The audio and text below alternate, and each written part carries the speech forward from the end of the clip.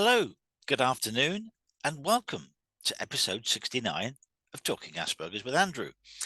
My name's Andrew Marsh, and I'm autistic. I have Asperger's syndrome, and I was diagnosed when I was 51. That's 7.5 years ago now. And I work with employers to help them better manage people like me, people who are autistic with Asperger's syndrome in the workplace.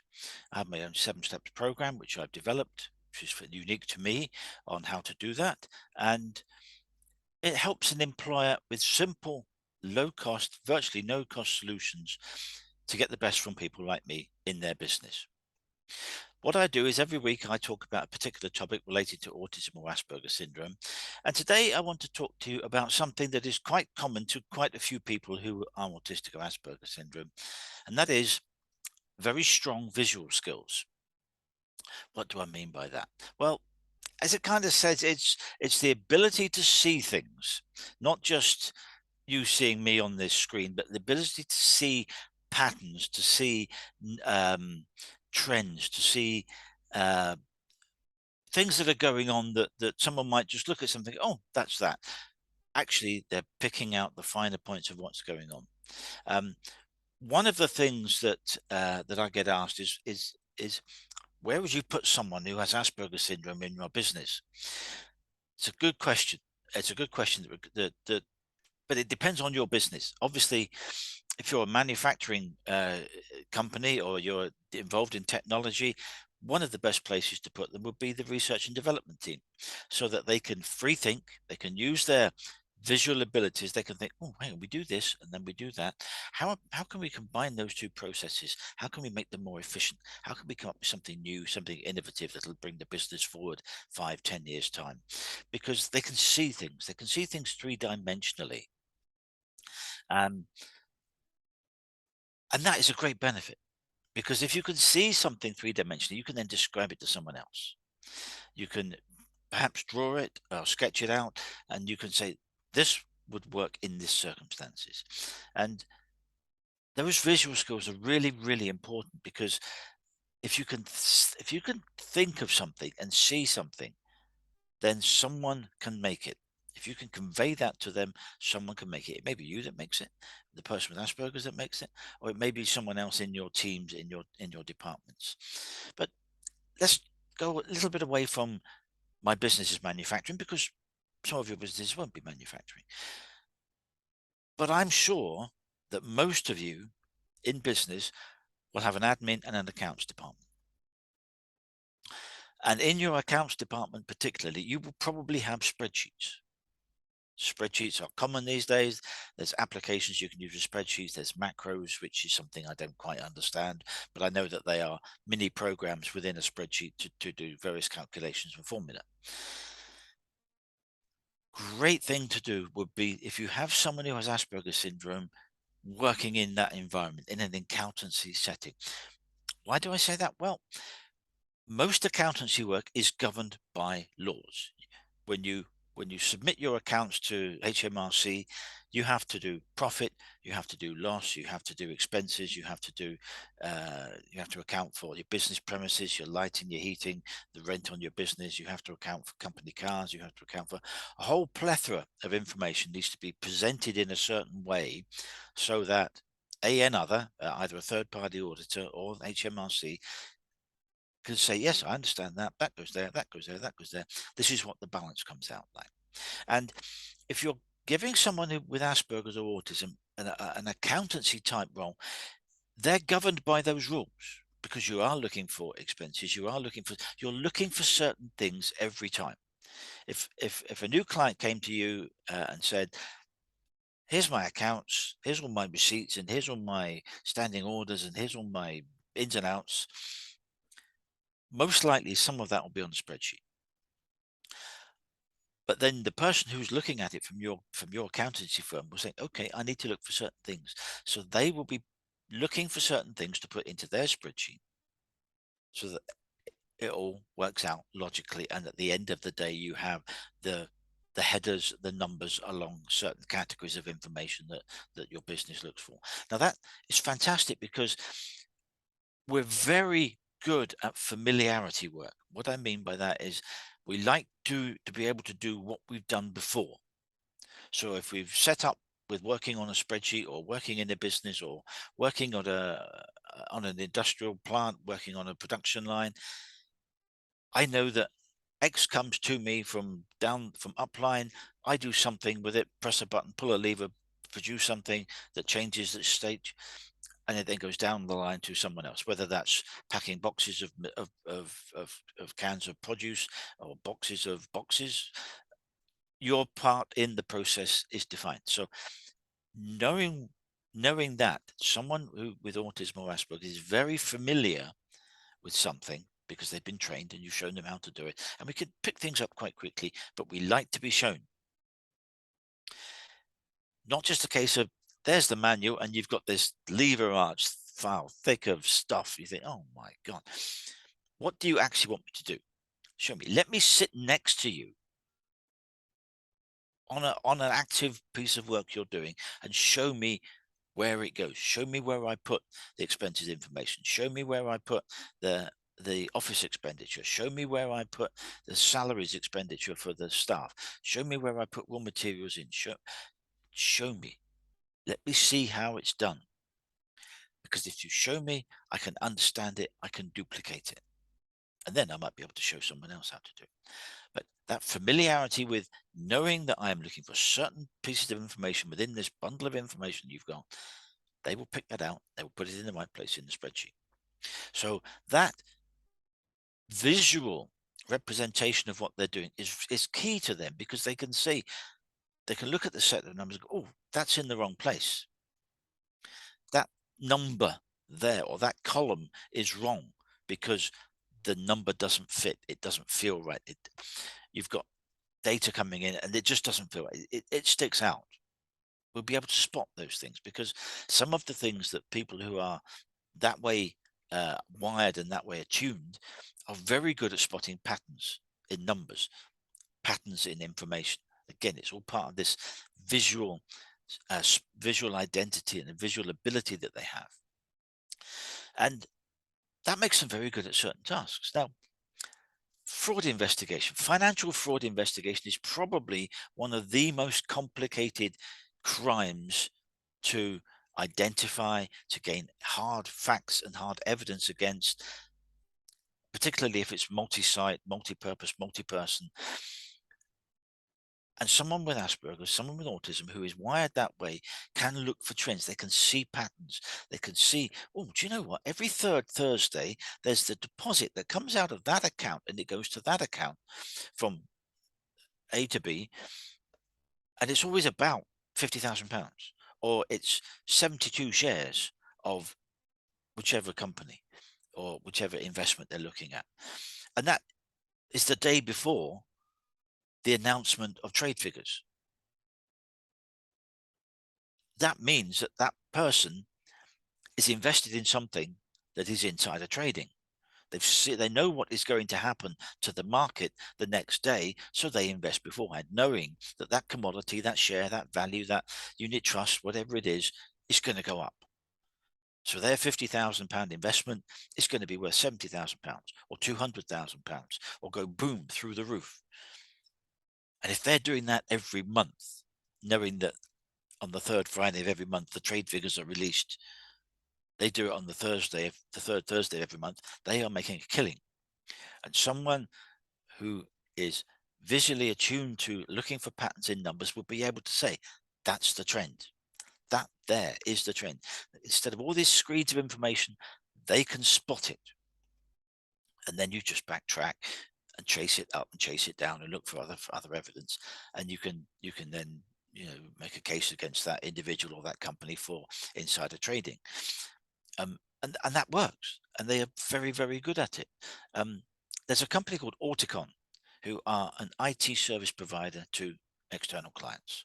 And every single one of their computer technicians or computer IT personnel, and I'm not sure I've got the terminology right for that, but every single one of them, the person who does all the specialist IT for clients, has autism or Asperger syndrome, because Auticon look for them. They advertise for them. They look for them. They look for patterns. They have aptitude tests for them to find the right person who is skilled at what they are looking for, and then they support them in the workplace. It's brilliant. It's a fantastic model. That model should be rolled out across the world. But those particular people can see what they're doing. They understand what they're doing. They can spot the patterns. They know what they're looking for. Whether it's web page development or whatever, they know what the coding is. They know how to do that. It's not my cup of tea. But I can see patterns in numbers when I'm looking at spreadsheets of data. For example, I used to be a geologist, and quite often I would be using a lot of data, um, soil mechanics information and the like, and I could tell when a result was suspect or was wrong because it didn't fit the trend, it didn't fit the pattern. What's that number there? That number doesn't make sense. And I could spot that just by looking at the information, or on a borehole record. Um, you've got borehole record, you've got various tests that are done in the borehole as you go down the borehole. And I could spot that number doesn't feel right. And you would then look at it in more detail. If you had to phone someone up and ask them, why do you get to this number? This number should be higher or this number should be lower because of the information that's above and below it and the description that's on the log. I was able to spot that and say, something's not quite right with that. Now, it may well be that that was a genuine result, which was a surprise, in which case you've got to account for that. You've got to describe that. Is it important in what you're doing? Um, if it's particularly soft material, is it something that when you put the building on, it's going to cause it to settle significantly? So that becomes a significant point. What is the impact of that number? What of that information? Is it a rogue number, or is it something more symptomatic of a soft layer of material in the ground, which you would need to know about, and that might only be in part of the site? So you might have one part of the building is on firm ground, and this other part buried a little bit down in the ground. You've got this soft layer, so the building would settle in one place and not in the other, and you get settlement cracks, and potentially you get fabrication problems, and the building would crack, the concrete would crack, and you would have significant issues. So understanding that there's a number that doesn't feel right is the beginning of an investigative process to find out why. And some people with Asperger's and autism are very, very good at spotting those patterns in numbers, be it financial fraud, as I've discovered or discussed, or other patterns and trends in business, whether it's accountancy, whether it's whatever field you're in. One of the things that I used to work on was slope stability calculations. We have to do quite complex numeric analysis of a slope. We have to find out what the ground is, find out what certain parameters are, make sure we know what those parameters are. And are they slightly higher, slightly lower? We do a bit of a sensitivity check on those. And we then run the analysis through a computer. And we have to understand what the number means when it comes out. There's no point in any program or any spreadsheet or any macro or anything inputting data, getting the number out and believing it. Because you have to have the experience to know whether that number feels right. I can put a load of soil mechanics information data into a slope stability program, and if I get a factor of safety of 2, I go, that's not right. The slope that we're cutting, that we're intending to cut this slope at, the design of it, the nature of the ground that the slope is on, the nature of the groundwater conditions, we should not get a factor of safety of 2. So something has gone wrong. Someone has I may have input some data wrong, and you can so do that. If you put a 5 instead of an 8, you can make a hell of a difference to certain parameters in the slope stability calculation. So don't believe the number that you get out. If you're doing a calculation on the calculator, you have to have an idea of what the number is going to be when it comes out. It does to me anyway. So if I'm doing, let's take a very simple example, 350 divided by 49. Now, most of us will not be able to do 350 divided by 49 in our head, but we might have a pretty good idea what 350 divided by 7 is. 350 divided by 7 is 5, is 50, because 5 sevens are 35, stick a naught on the end. So that if you're doing a question of 349 divided by 7 and you get an answer of 12, you've got something wrong, because the answer should be close to 50, because you know that 50 times 7 is 350. So if you've got 349 divided by 7, your answer should be near 50, just slightly over 50, 50 point something. So that's a very simple case of doing a calculation and having a feel for the answer being right or not, rather than just believing the answer is 12, bang, stick 12 down. Did 12 feel right? Did it feel right? Does it make sense? So that's where your own personal experience comes in, but that's where the familiarity with what you're doing is something that autistic people and people with Asperger's are particularly good at. Excuse me a moment. So they work really well in those sorts of things.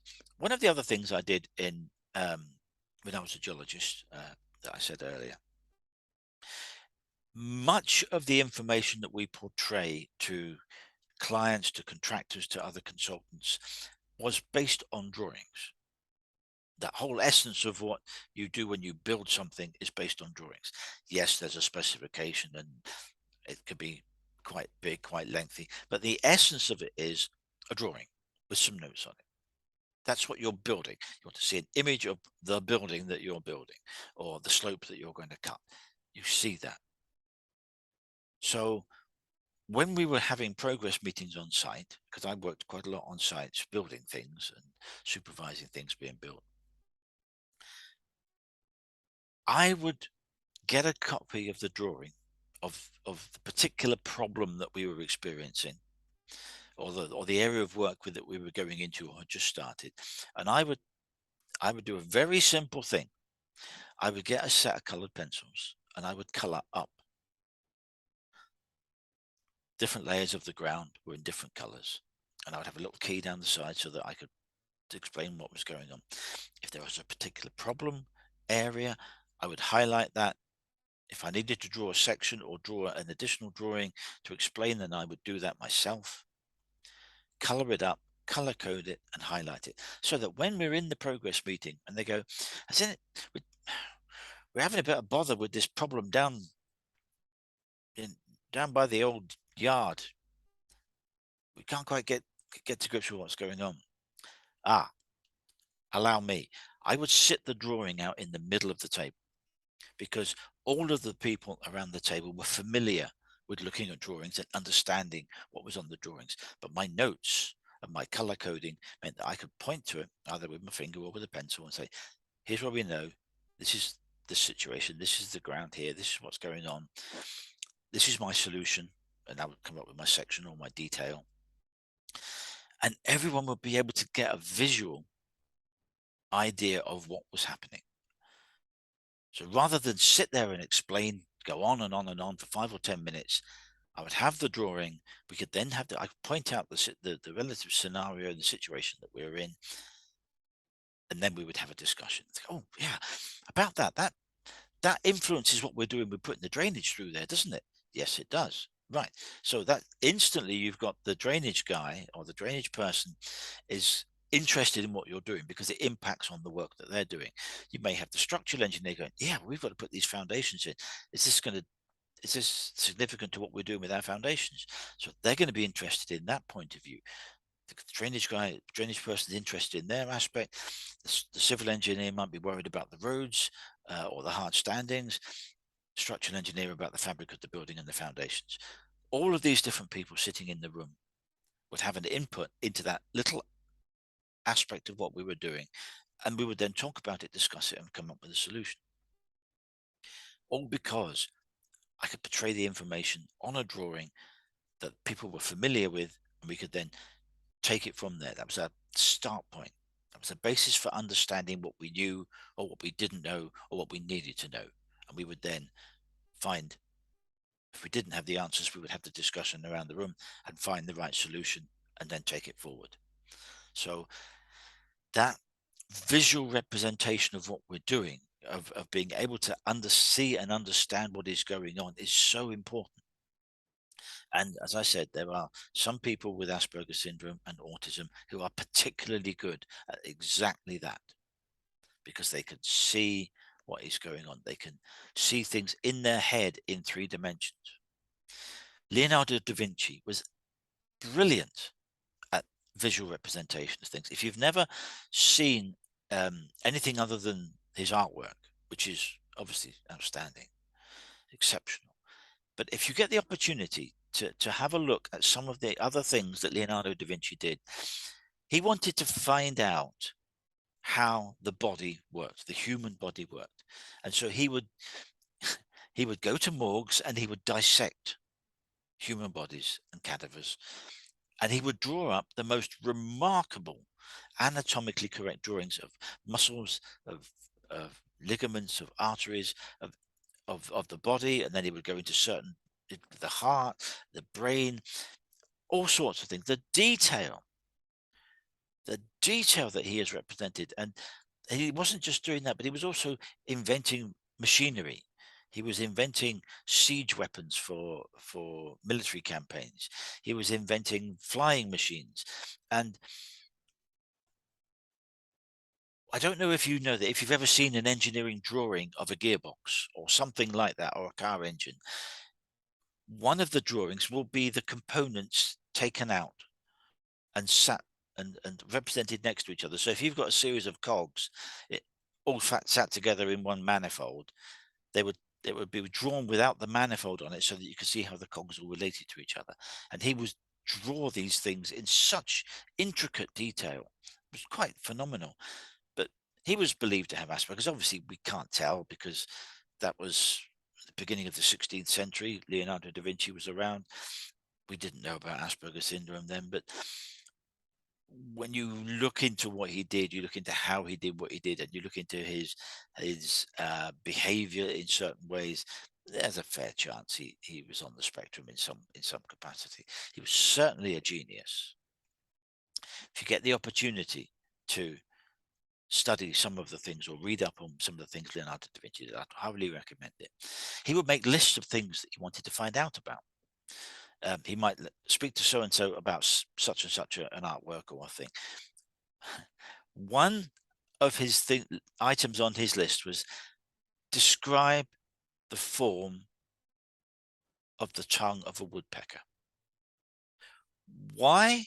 He wanted to know the form and shape and how it all fitted together, the tongue of a woodpecker.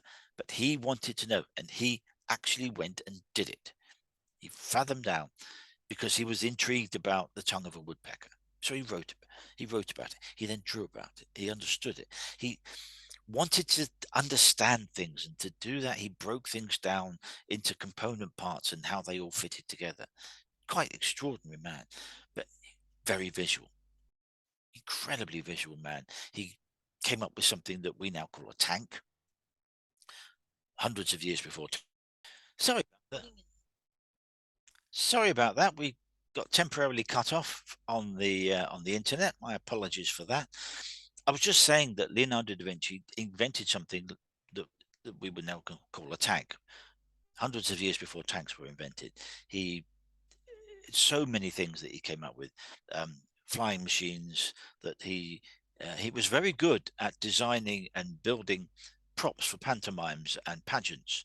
A lot of his work was for that purpose, and he invented flying machines and fathomed out how to have angels flying through the air in theatrical productions and things like that. Quite extraordinary how he put all these things together. But it's an example of heightened visual skills, and then being able to use that in portraying what you want to show and to demonstrate, and to let other people see. And it's a gift. I'm not bad at certain little things, but the people who really understand, like the ones who understand financial fraud investigation and looking for patterns in numbers and things like that, truly gifted people. If you look at Alan Turing, for example, he was the mathematician who cracked the Enigma code machines from in World War II from the German U-boats and High Command. He did it by inventing the computer. What he invented, they called it the bomb at Bletchley Park. What he invented was essentially the first computer. And he did it by he tried to do it by finding out what the code wasn't. That might seem counterintuitive, but if you've got hundreds of potential codes that the Enigma machine could be set at for any particular day, because it was changed every day, then you're not going to be able to find that by hand and analysis alone, even with a room full of very highly talented women in Bletchley Park. So if you could eliminate which codes it wasn't, you would have a smaller number of codes to potentially do by hand with the women in Bletchley Park. That's what they did. A very simplified version of what they did. But he invented a machine that could rule out the codes that it wasn't, so that they had a smaller number of codes to go through with the women in Bletchley Park to try and crack that code for the day. One of the things that they established was that some people at various points within the German high command system were lazy. And when they changed their codes, they would just click one or two of the wheels in the Enigma machine up or down one or two places. And when they got to realize that certain people in certain positions in the German war machine did that, they could look for that straight away. They could go, well, that was yesterday's code. Let's just try moving one or two of them up or down by 1 or 2 points. And sometimes they were able to do that very quickly and crack the code. Sometimes they didn't move, they moved them a random number of positions, and that was more difficult to find. But he could see what he was trying to achieve, and he invented the machine to do that, which then gave a smaller number of data sets to try and fathom out in Bletchley Park. Quite amazing. So some people who are Asperger's or have autism are very highly tuned visually, and they have great abilities. And the the the crux about it is finding them and then supporting them. It's one thing having someone who is great at doing something, maybe the spreadsheet whiz or the IT whiz, but you have to support them in the right way. Now, that doesn't matter whether they're autistic or not autistic or neurodivergent in any way. This applies to every single employee. If you've got employees who are great at a certain thing, then you make sure you support them so that they can be as great at that as they can be every moment that they are at work. That's your job as a business, as managers and leaders. That's your job. Not to do a one size fits all. Your job is to support everyone in the way that enables them to work at their best. That's leadership. And if your person is very visual, then and they need to see things, get them a bigger screen on their computer. If they say, yeah, I can do this, but I can do it better if I have a bigger screen, you would get them a bigger screen on your computer so that they can see the bigger picture. They could understand what's going on. They may want 2 screens or 3 screens. I know a colleague in the professional speaking business who has 3 screens on his computer.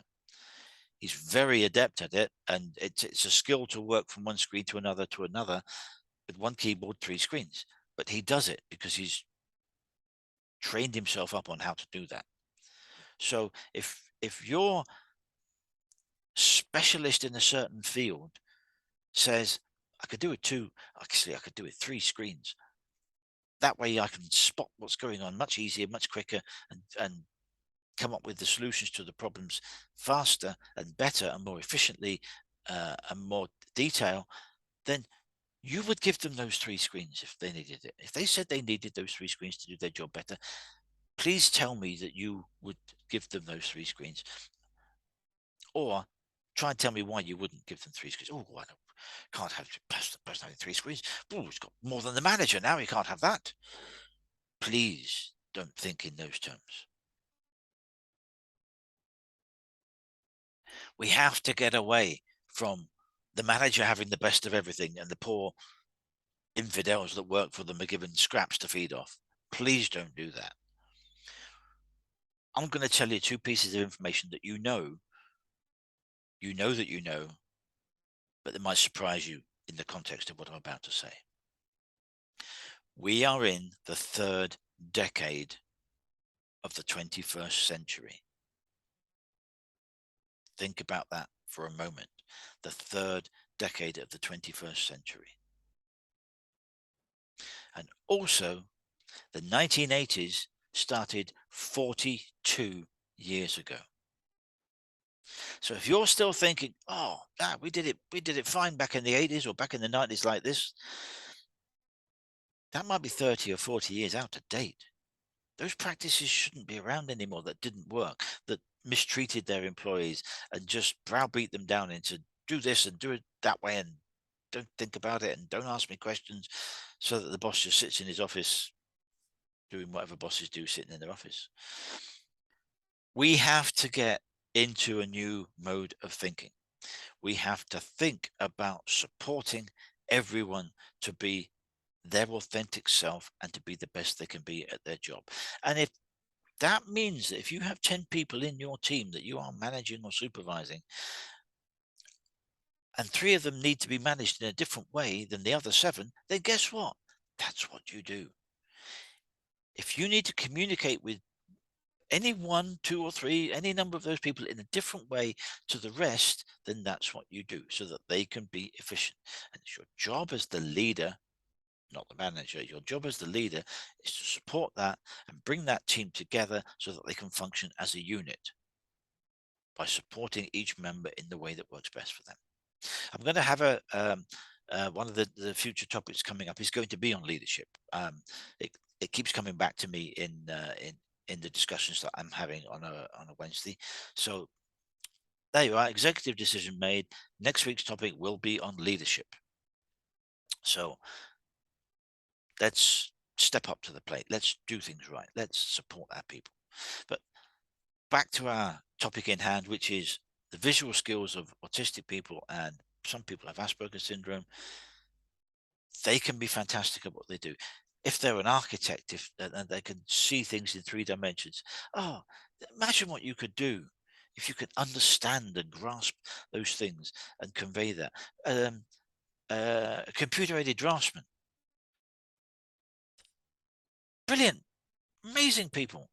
I had the fortune of, when I worked on a major motorway project back in the 1990s on site during construction, of sitting in the office.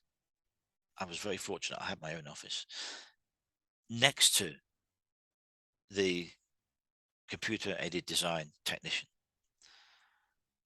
And I would go in there and I'd watch him do what he does. It's amazing. Brilliant. And I would go to him and say, can we draw this up? And I'd something that I'd drawn myself, and I'd got dimensions on it and all the rest of it. He said, yeah, I can do that. No problem. I'll knock that up for you in half an hour. And I'm sitting there thinking, oh, come on. Yeah, he would do it. No problem. Just, I sat with him for a couple of minutes. I said, I want this, I want this, I want that, I want that. Yep, got it. No problem. No sorted. I'll have it done for you. I'll bring it in when I'm done. And half an hour later, there it is. Wow. It's exactly what I wanted. Perfect. We progress. We move on. We get things built. Brilliant at what he did. Now, I don't know whether he was autistic or neurodivergent in any way, but he was a person who could see 3-dimensionally. He could see how lines on drawings were represented as 3-dimensional things, and to be able to sit with him and say, I'd like you to do this, can I have a cross section through that, looking that way? Yeah, no problem. Bing bang boff. And it was great. It was brilliant. The number of things he was able to do for me, which helped me do my job, so that we could support the contractor doing his job and we could get the records straight, was brilliant. The number of times he was able to dig us out of a hole because he was able to come up with something representing what I had trying to convey to him. Either I'd drawn it up and he copied it into the computer and then printed it off, or I would explain to him what I wanted, and he'd say, "Yeah, I could do this, I could do that, do that. Have a look." And between us, we'd work something out, and he would come up with the result of that idea, that discussion. Brilliant, great, fantastic, because he could understand visually what it is that we were asking of him, and he understood visually the model in the computer.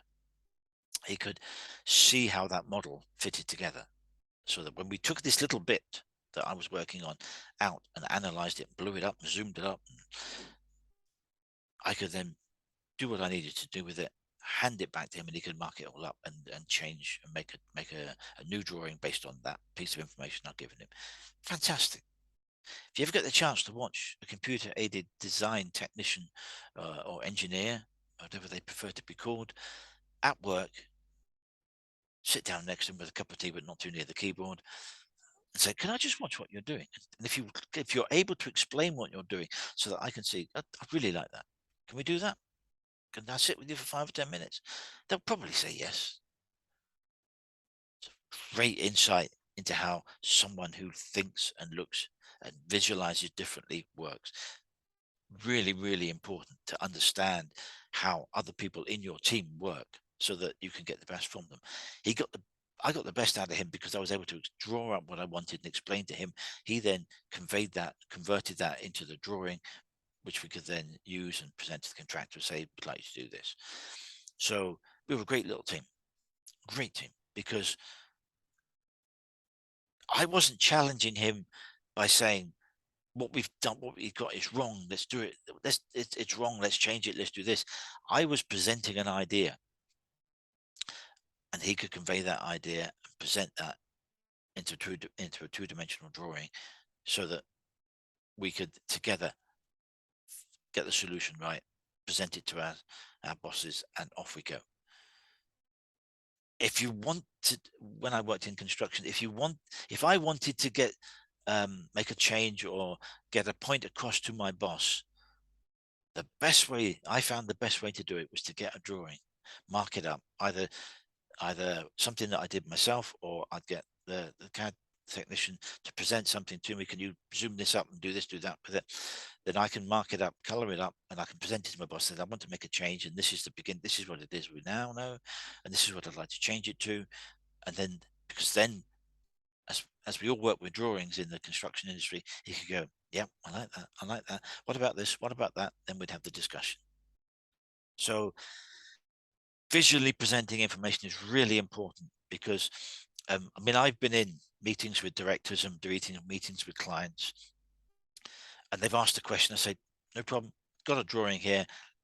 Let's get the drawing out and we can sit and discuss it." And that was fine. If you're doing that more formally, you would do a PowerPoint presentation, and you'd stand in front of the office or the room that you're dealing with, and you would then present that to them. Visual makes such a difference, and that's where some people who are autistic, some people have Asperger's syndrome, can be an absolute benefit, positive impact on your business. Support them in the right way, they'll do fantastic work.